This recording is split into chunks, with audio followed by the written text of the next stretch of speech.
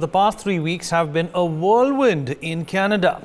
Much has happened which ultimately resulted in the Canadian government under Justin Trudeau to take draconian measures and implement a nationwide emergency which gave the authorities excessive powers against Canada's Freedom Convoy protesters.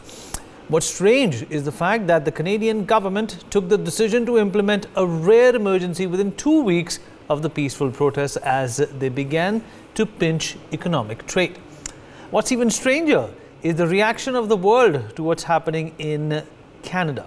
Well, that reaction is more or less very lukewarm. Some of the most shocking visuals have come in of the protests and police brutality. An elderly woman was trampled by cops on horses at a protest site. The video went viral on social media, and anybody who sees the video can tell it's just simply wrong. There's no explanation for it, but guess what Canada's Special Investigation Unit has to say about it. They say, and I quote, on Friday, the 18th of February at approximately 5:14 p.m., there was an interaction between a Toronto Police Service officer on a horse and a 49-year-old woman on Rideau Street and Mackenzie Avenue. What you see happening on the left side of your screens has been termed as a mere interaction between a cop on a horse and a 49-year-old woman. An elderly woman was trampled by a cop, and it's being called an interaction. Wonder what they call terrorism. This shows the extent to which most organizations and global media houses have gone to downplay what Justin Trudeau has authorized in a country that was until last year termed as one of the strongest democracies in the world and a benchmark for civil liberties. None of the world's parliaments are discussing Canada's protests. Media houses are putting, sudden neutral headlines or pro-Trudeau opinion pieces, and human rights organizations are negatively labeling protesters. What we are baffled by is, why is the world suddenly so objective on what Canada is doing? Why aren't we calling out the clear bias that's on display in this so-called great nation? We'll talk about this with some of our special guests on the show. Joining me on the platform is Ambassador Dr. Deepak Vora, former Secretary, Ministry of External Affairs, former diplomat. Also joining us on the show, Mr. B.L. Vora, former IPS, internal security expert. With us on the program is also Sumit Peer, political commentator. And last but by no means the least, Gautam Mukherjee, senior journalist, is also joining us on this rather important talk. Ambassador Vora, if I can indulge you in my first question, I would like to ask of you, you already have a smile on your face. I'm not going to be saying anything funny about what's going on in Canada. You know, if they can call trampling a person under a horse an interaction, what would they call a murder? What would they call terrorism? What do they call all those Khalistani sympathizers in Canada? You know, I'm really interested to know what this language is, because we've been bereft of such politeness for the most part of our lives. I was laughing at the way you put it across, but thank you very much. Always a pleasure working with you on NewsX and with Mr. Mukherjee, with Mr. Peer, and of course, with my senior colleague, former Director General, Mr. B.L. Vora. Sir, you're quite right. I understand that Canadian law is being amended, that if a pedestrian gets run over by a truck, they'll call it an interaction between a pedestrian and a truck. I suppose that is what they are looking at. Give me 3 minutes, sir. A day ago, you know that the mounted police charged into the crowd and there have been injuries. And of course, some of the police chaps were in riot gear, some were carrying automatic weapons, etc. I don't know if Shri Trudeau's idol is a fellow called Joseph Stalin or maybe Adolf Hitler. This is the age of the internet and the social media. Your country, that is Canada, will never live this down. In December 2020, sir, may I just give me 2 minutes? He criticized us for the way we handled the farmers' protest. 2 months later, he called to beg for vaccines. What did Prime Minister Narendra Modi say? I was happy to receive a call from my friend, Justin Trudeau, assured him that India would do its best to facilitate supplies of COVID vaccines sought by Canada. We did not mock him. Just a few days ago, 3 of his colleges in Montreal shut down overnight after scamming some 2,000 Indian students of millions of dollars. Sir, He visited, you, Mr. Trudeau, visited India 4 years ago. You went to Sabarmati and you spun a charkha. Did they tell you about the 1930 Dandi Salt March when thousands of non-violent Indian protesters were beaten to pulp by the British Indian police? Sir, allow me, Mr. Malhotra, to quote what the American journalist Webb Miller said. At a word of command, scores of native police rushed upon the advancing marchers and rained blows on their heads. Not one of the marchers even raised an arm to fend off the blows. Whatever moral authority the British Sarkar might have had, they lost it that day. I didn't say this. The American journalist said this. Finally, sir, this was a thing from the international press 92 years ago. The international press has lost its credibility today, as you rightly said. Sir, when he went to Sabarmati, Shri Trudeau, Your Excellency, this is what you wrote in the visitor's book. You called it a beautiful place of peace, humility, and truth that all of us should emulate, as it is needed more than ever today. Sir, you have double standards. Indians do not. Shame on you, Your Excellency. I shall not visit your country again while you are the Prime Minister. I'm sorry, Mr. Malhotra, but I get upset at these double standards. Absolutely. We are a very good people. We didn't beat up our farmers. Look at what this man is doing and calling it an interaction. Happy birthday. Absolutely. And Sumit Peer, what would the Canadians have said? What would have Justin Trudeau said if he saw images similar to that, taking place in India? Vineet, thank you very much for having me. The problem is, even if in India, if a boy slips, while walking, they will say Constitution Khatre mein, Black Day, democracies trampled, everything will come. And there'll be articles ready on New York Times, Washington Post, Twitter. Everything happens in the next 15 minutes. You will see the world as the hell has broken loose in India. That is what, and these all people would have gone to their Twitter handles, gone to their press and say, oh, how a 12-year-old boy was brutalized by the police and the Indian government. And it is all done under the fascist regime of Narendra Modi. That would be the storyline. Now, what he is doing here, I want to take you. Vineet, there is a hall of shame, not a hall of fame, sir, a hall of shame in the world.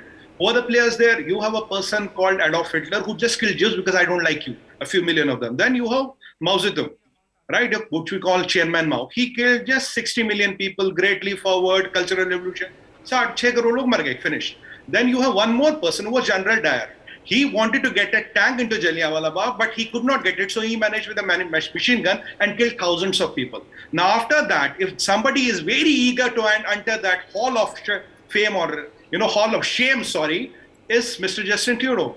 So you are protesters who are unarmed, who are just staying there. You call in your anti-terrorist police, you call in your right police. You are using horse's shoe to trample over the democracy. That is what your story and headline is. It is, now where does this all arrogance come from? Why is he so arrogant about himself?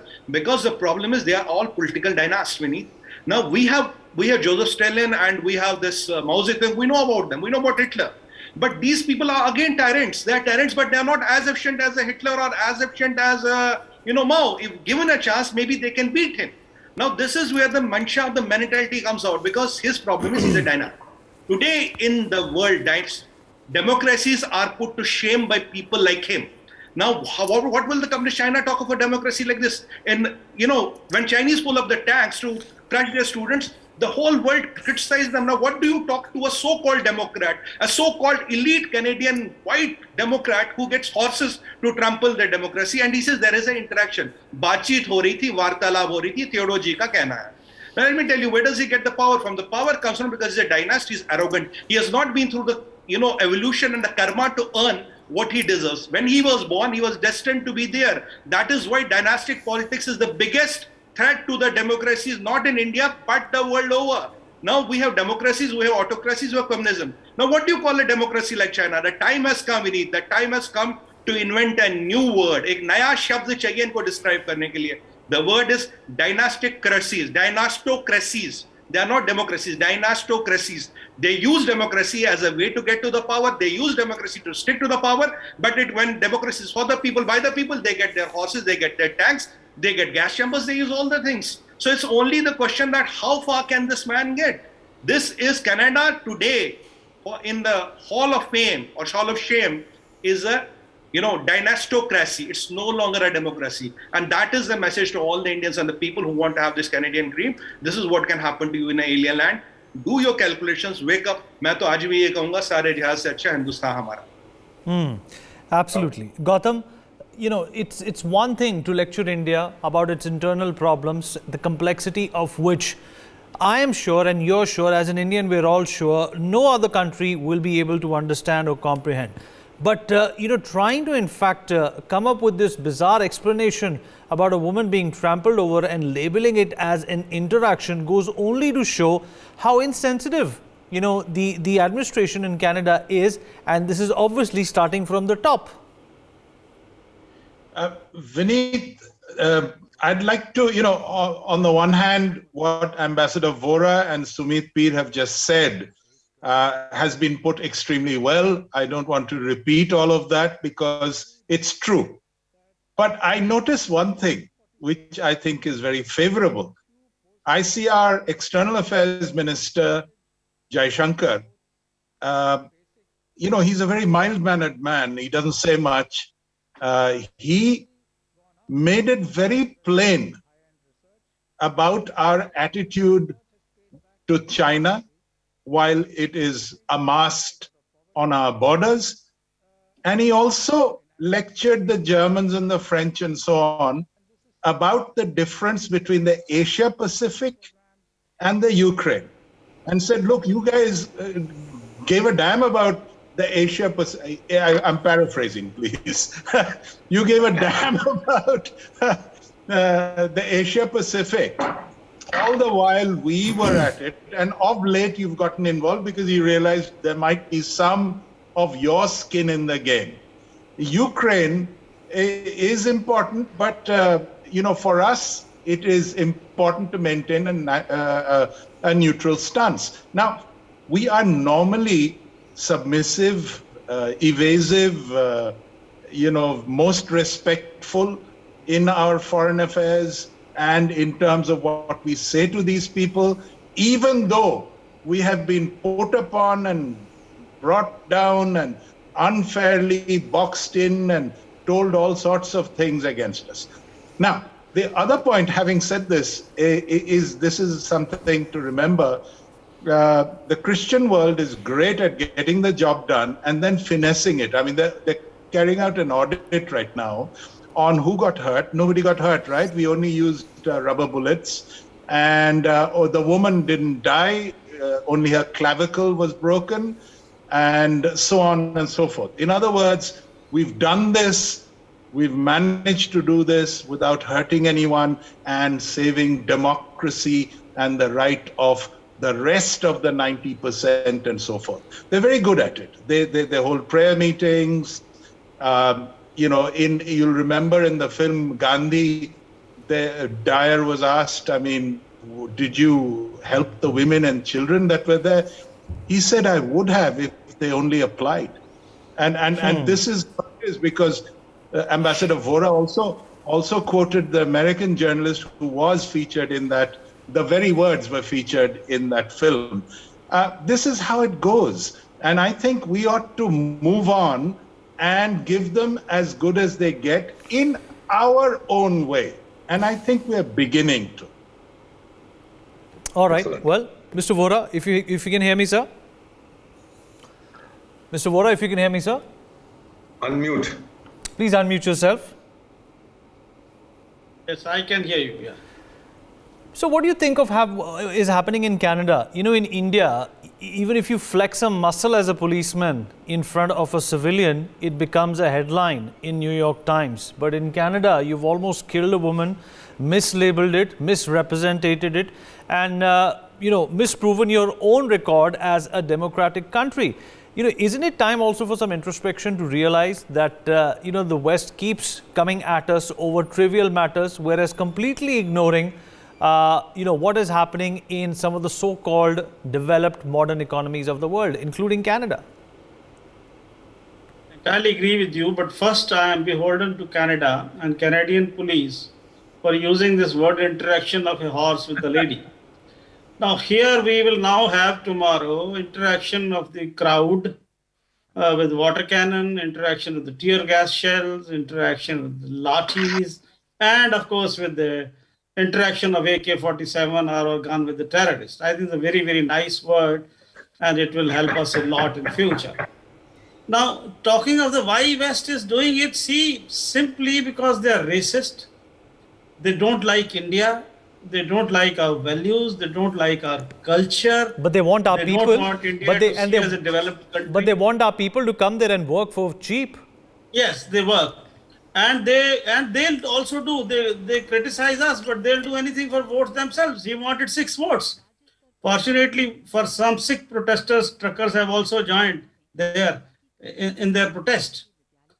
The point is very simple. And look at, I'm amused, he's gone into hiding with his family. Look at our Prime Minister. I think he's the biggest target in the world of anybody's hate. And he's still moving around in the country, giving his speeches and all. And this man, just truckers protesting, and he has gone into hiding with his family. That is the kind of... That's a coward. That's a coward they there are for showing you. to the world. So I think we should treat the reports of the West with contempt that they deserve. I have said earlier also on your channel and other channels also. We shouldn't bother at all.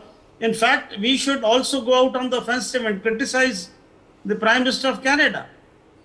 He criticized farmers' protests for nothing. And now karma, karma is taken back. It has reached there. And he's paying the price for it.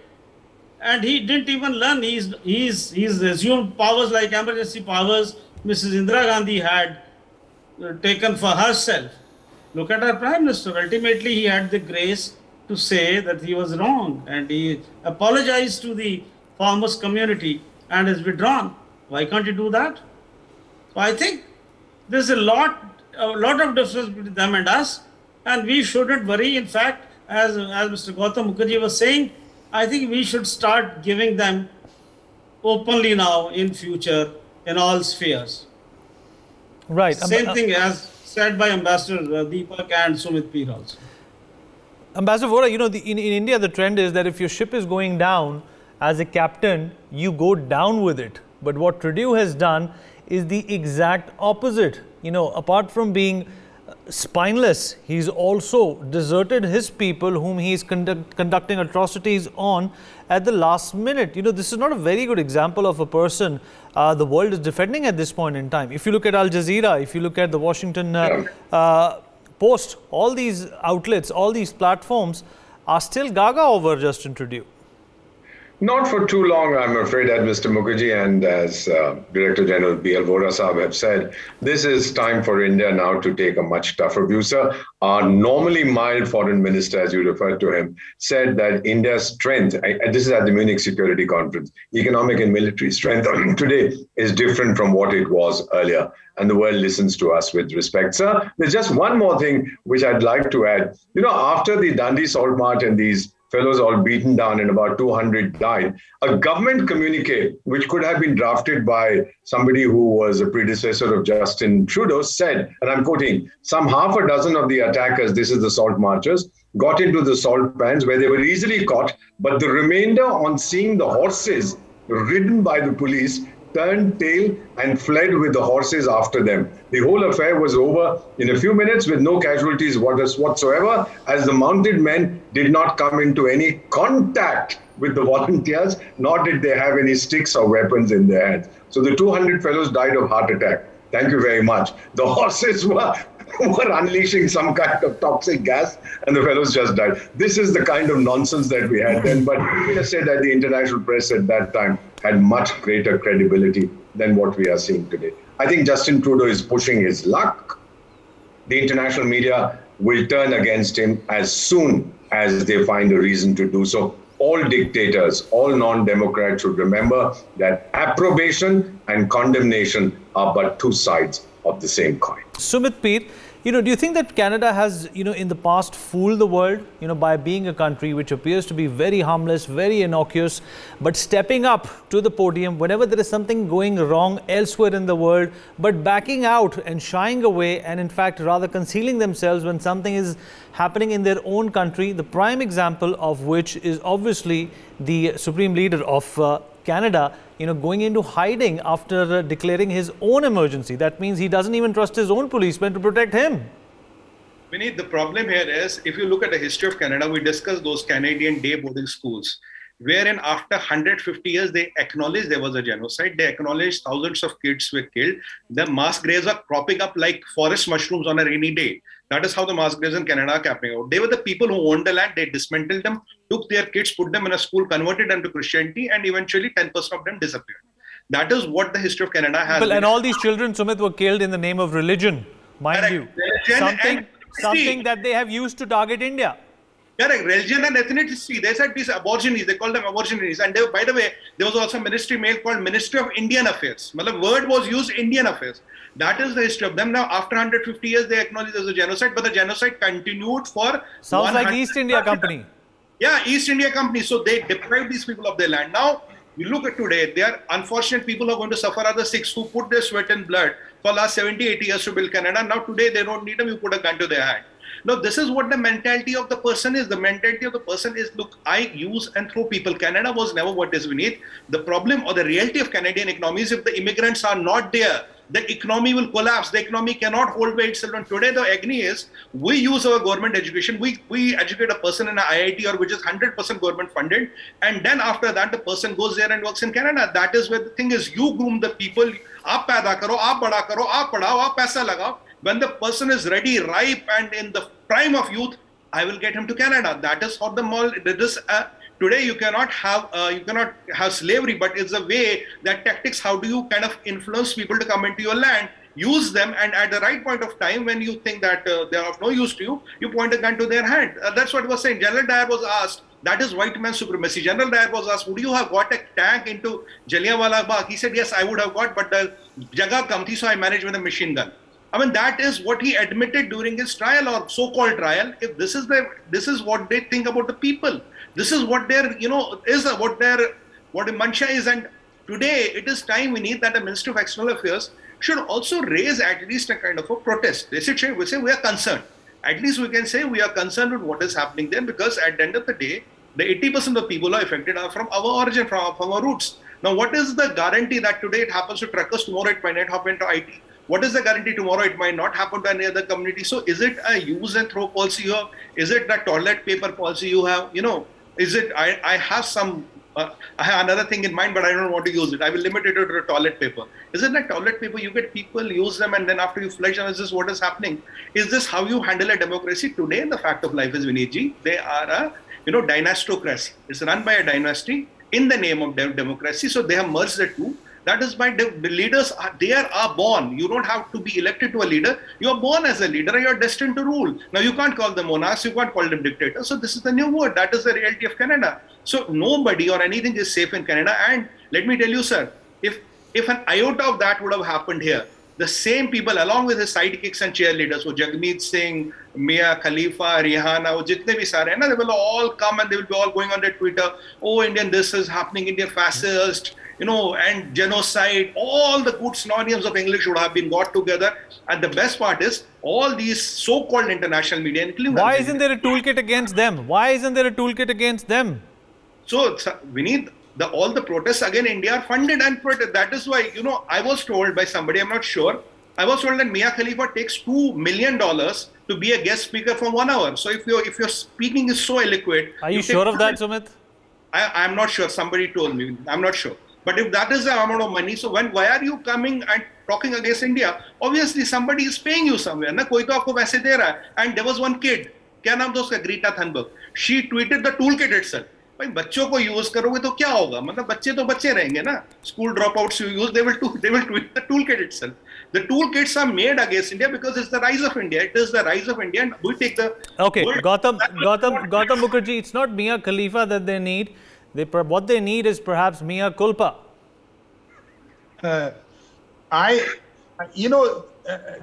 Whatever we may think, they think they've done a very clever thing, sorted it out, sent these people packing, and done it without killing anybody. You watch the self-congratulations. That will be a total outpouring. The PR campaigns that will take over now, that's justifications, the whitewashing, the heroification of truth. That's what's going to happen. There's no sorry involved. Should India officially in fact tweet against the Canadians? We also represent the largest democracy in the world. We need to in fact take care of these people. We need to voice out as to why India is taking dissent to what's happening in Canada. You know, it's big dogs don't bark when the small ones do, and they certainly don't bite. And as far as we are concerned, where's the cost-benefit analysis? What do we gain from taking Trudeau seriously? Absolutely nothing. Why do you think Modi quietly and graciously gave him all the vaccines he needed? Because he's not worth fighting with. It's not worth it. As far as the Khalistanis who got it in the neck, I can't say I'm, unhappy about that. Well, as long as they were Khalistanis, that is. We'll have to do an audit. And he fled the scene. Mr. Vora, what does that, speak of a leader like Justin Trudeau? How could you possibly do that? It's not like, there was a war, being fought by the Canadians. Hitler went into the bunker when the Russians were at the border. Now, this man has gone into hiding from his own police. He is a coward. There's no question. He's both a coward and a hypocrite. In February 2020. 2 years ago. We have two Voras actually. We have two Voras. That was for BL Vora. That's okay. Oh. So he is a coward. Now let me say something else. This is a sad commentary on the institutions in America. Talk of the Prime Minister himself. He's making a laughing stock of himself. Canada and he are being criticized, led by Trump very vociferously, and the governor of the adjoining state in the United States. And the rest of the world will catch up soon. Now, about democracy also it speaks a lot. They give us lectures on democracy. What kind of a democracy do they have? And last, the police functioning now. It's a democracy. I mean, we are bad policemen, Indians, of course, they are bad, but those guys are worse. All right. You trample a woman and then you say it's an interaction. And the SIU there, which is supposed to be an independent civil agency to look into the atrocities committed by the police, says it will take months. This investigation will go on. What the hell? Here, if the accused is not arrested in 24 hours, all the media cries foul and everybody goes around telling the whole world that police is a failure. And they're saying they'll take months. Shame on them, I think. Absolutely, sir. We've run out of time. Ambassador Vora, concluding thoughts from you. Should we, in fact, call Canada a democracy anymore? Or better word perhaps would be a democracy? You've said it all. I have nothing more to add. 2 years ago, this interactive. Interactive democracy. Interaction. 2 years ago, this guy had those 100 agitators of the Canadian First Nation, the original inhabitants, forcibly removed. He said, we've run out of patience after waiting for 2 weeks. So reflecting on Trudeau's attitude, I'm reminded of Joseph Stalin's question to Winston Churchill at the 1944 Moscow conference. Churchill said, we went to war with Germany when it occupied Catholic Poland. Not doing so would have offended the Pope. And then Stalin interrupted and said, buddy, how many divisions does the Pope have? Mr. Trudeau, you are exposed. You have no clothes. Right. We don't need to top that up. That analogy that you presented is not only historical, it's empirical, and at the same time very, very relevant when it comes to Justin Trudeau, who has been lecturing India for reasons that are only understood by him. We'll take a short break. Thank you to our guests for being a part of this wonderful conversation. For more such videos, subscribe to the NewsX YouTube channel, hit the bell icon.